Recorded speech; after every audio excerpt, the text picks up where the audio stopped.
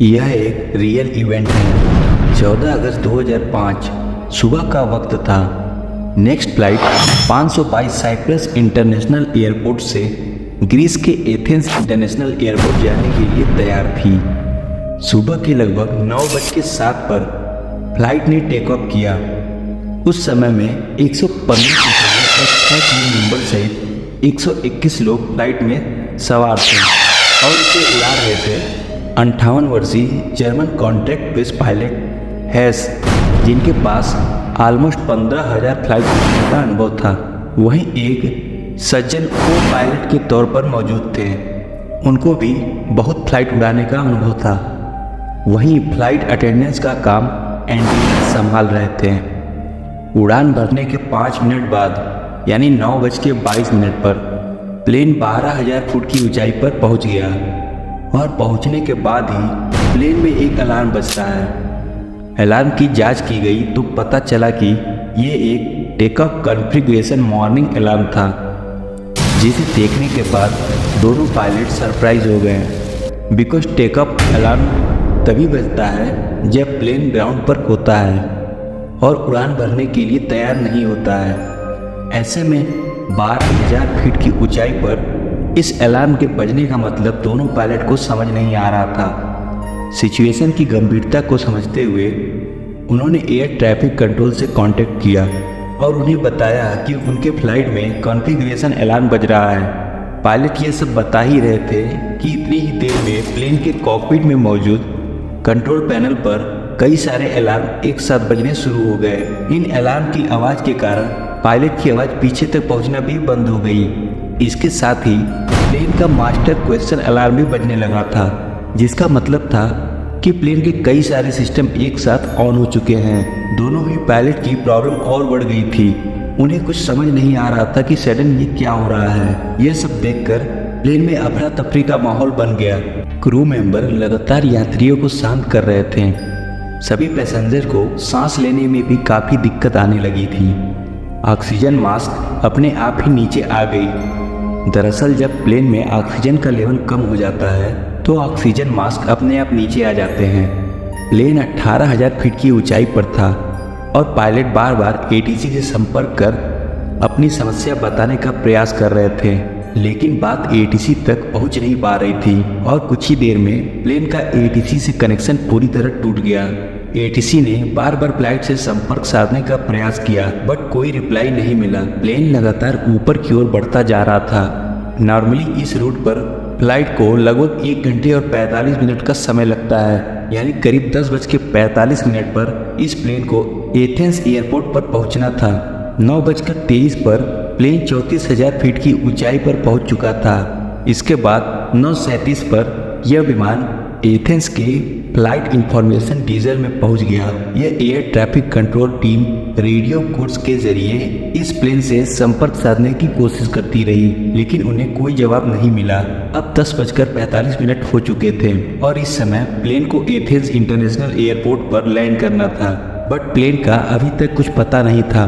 कुछ अनहोनी होने की आशंका के चलते अधिकारियों ने तुरंत ही सबसे बढ़िया फाइटर जेट को इस विमान को ढूंढने के लिए भेजा। कुछ देर में इन फाइटर जेट्स ने फ्लाइट 512 को ढूंढ लिया। इनमें से एक फाइटर जेट उड़ते उड़ते इस विमान के बहुत करीब आ गया था, यह देखने के लिए कि अंदर आखिर चल क्या रहा है। तो इस फाइटर जेट पायलट ने देखा कि प्लेन के अंदर को पायलट की सीट पर कोई बैठा हुआ है। वहीं मेन पायलट अपनी सीट पर नीचे करके बेसुध हालत में पड़ा हुआ है। फिर यह फाइटर जेट पीछे गया और पीछे वाली खिड़की से प्लेन के अंदर की हालत का जायजा लिया। लेकिन फाइटर जेट के पायलट के लिए हैरानी की बात तो यह थी कि अपने बराबर में 2 फाइटर जेट होने के बावजूद भी किसी भी पैसेंजर ने उनकी तरफ नहीं देखा। किसी भी पैसेंजर का उनकी तरफ से कोई भी रिएक्शन नहीं मिला। तभी लगभग 11:49 पर फाइटर जेट के पायलट ने देखा एक शख्स प्लेन के बीच से होकर कॉकपिट की तरफ जा रहा है। कॉकपिट में बैठे शख्स को देखकर फाइटर जेट के पायलट ने इशारा कर स्थिति के बारे में जानना चाहा। यह शख्स उन फाइटर जेट के पायलट को कुछ बताना चाह रहा था, लेकिन वो कुछ बोल नहीं पाया। तब 1 मिनट बाद 11:50 पर प्लेन की लाइफ इंजन ने काम करना बंद कर दिया और प्लेन लेफ्ट साइड से झुककर तेजी से नीचे की ओर गिरने लगा। पायलट सीट पर बैठा कंट्रोल करने की कोशिश तो कर रहा था, लेकिन उससे कंट्रोल नहीं कर पा रहा था। ठीक 12 बजे प्लेन के राइट इंजन ने भी काम करना बंद कर दिया। प्लेन का कंट्रोल पूरी तरह से खो चुका था।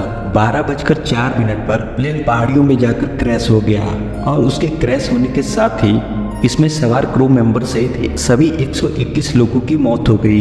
दोस्तों, एक बार महसूस कीजिए उस पल को जब 121 यात्रियों से भरा यह प्लेन जब पहाड़ से टकराया होगा तो क्या गुजरी होगी उस फाइटर जेट के पायलट पर, जिन्होंने लोगों को अपनी आंखों के सामने जाते हुए देखा होगा और वह इनके लिए कुछ भी नहीं कर पाए होंगे। इसके बाद बीच में फ्लाइट 512 के क्रैश होने की खबर सभी जगह फैल गई। तुरंत रेस्क्यू ऑपरेशन चलाया गया। सभी 121 लोगों की डेड बॉडी को एक एक कर ढूंढकर बाहर निकाला जाने लगा, लेकिन मिली कुछ लोगों की डेड बॉडी की ऑटोप्सी की गई तो एक चौंका देने वाली बात सामने निकल कर आई। दरअसल ज्यादातर सभी लोग और पायलट्स प्लेन क्रैश होने के पहले ही मर चुके थे। तो अब यहाँ सबसे बड़ा सवाल यह था कि पायलट और बाकी के लोग प्लेन के क्रैश होने के पहले ही मर चुके थे, तो लगभग 2 घंटे तक प्लेन को कंट्रोल किसने किया था? हमने वीडियो की शुरुआत में एक व्यक्ति का जिक्र किया था, फ्लाइट अटेंडेंट एंड्रियास। वही थे जिन्होंने अभी तक इस जहाज को संभाले रखा था, क्योंकि अंत में उनकी आवाज एटीसी को सुनाई दी। एंड्रियास ने करीब 5 बार मदद की गुहार लगाई थी। वह इस विमान को घनी आबादी क्षेत्र से दूर ले जाने में कामयाब रहे। जब एक्सपर्ट्स ने इस घटना के पीछे की वजह जानने के लिए जांच शुरू की तो इसमें सामने आया कि जब प्लेन लेफ्ट साइड में झुक गया था तो इसका कारण था कि प्लेन के लेफ्ट में फ्यूल खत्म हो गया था, लेकिन अभी भी इस हादसे की जड़ तक पहुंचा जाना बाकी था। तभी अचानक इन्वेस्टिगेशन ऑफिसर की नजर कंट्रोल पैनल के एक बटन पर पड़ी और यह बटन था प्लेन के प्रेशर को सेट करने का। इस बटन को देखते ही ऑफिसर को पूरी कहानी समझ में आ गई। आपको बता दें कि प्रेशराइज बटन पूरे जहाज में एयर कंप्रेसर कंट्रोल करता है। जनरल जहाज के बाहर लगे इंजन बाहर की हवा को थोड़ा थोड़ा करके अंदर भी खींचते हैं ताकि विमान के अंदर बैठे लोगों को ऑक्सीजन मिल सके। इस बटन को ऑटोमेटिक मोड पर ही रखा जाता है और अगर कभी इसे मैनुअल मोड पर भी किया जाए तो कैप्टन को पायलट को इसका ध्यान रखना पड़ता है। घटना के ठीक एक दिन पहले जब हवाई जहाज अपनी रूटीन सर्विस पर गया हुआ था, वहाँ इसको अच्छे से चेक करके इसकी सर्विस की गई। वहाँ इसकी जांच करने वाले लोगों ने इसे मैनुअल मोड पर करके इसे पायलट को सौंप दिया था।